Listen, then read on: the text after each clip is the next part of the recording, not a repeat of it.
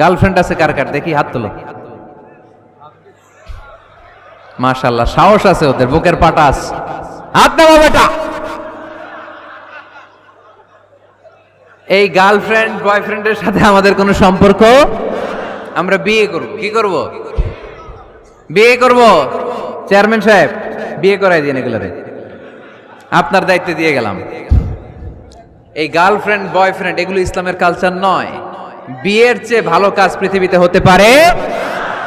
বিয়ে করতে গেলে বাপে বলে আগে নিজের পায়ে দাঁড়া, তো এতদিন ও কার পায়ে দাঁড়াইছে?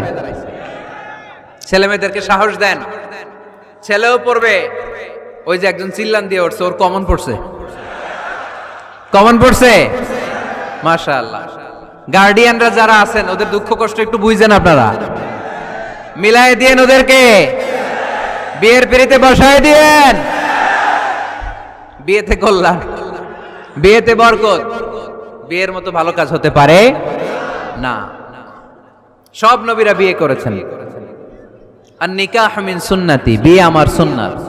ফামান রাগিবা আন সুন্নতি ফালাইসা মিন্নি, যে আমার সুন্নতকে ভালোবাসে না সে আমার উম্মত হতে পারে না।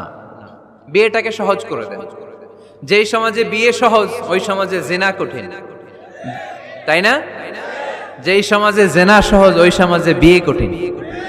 আমাদের সমাজে জিনা করা সহজ, বিয়ে করতে লাগে 10 লাখ, জিনা করতে লাগে 1000, ঠিক কি না?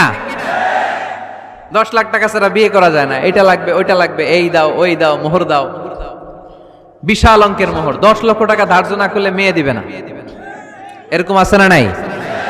না, এগুলো আসলে ইসলামিক কালচার না। ছেলের বাবা মেয়ের বাবা উভয়কে আমি বলি বিয়েটা সহজ করে দেন, সহজ করে দেন। ছেলে পড়াশোনা করুক, সমস্যা নাই, মেয়েও পড়ুক, কিন্তু তারা পবিত্রভাবে তাদের সম্পর্ককে মেনটেন করুক, ঠিক কিনা?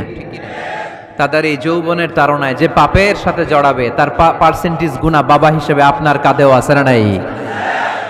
এজন্য বাবারা সাবধান, মায়েরা সাবধান, বিয়েটাকে সহজ করেন। এই এলাকার যুব সংঘ যারা আছো তোমরা একটা ক্যাম্পেইন করবা।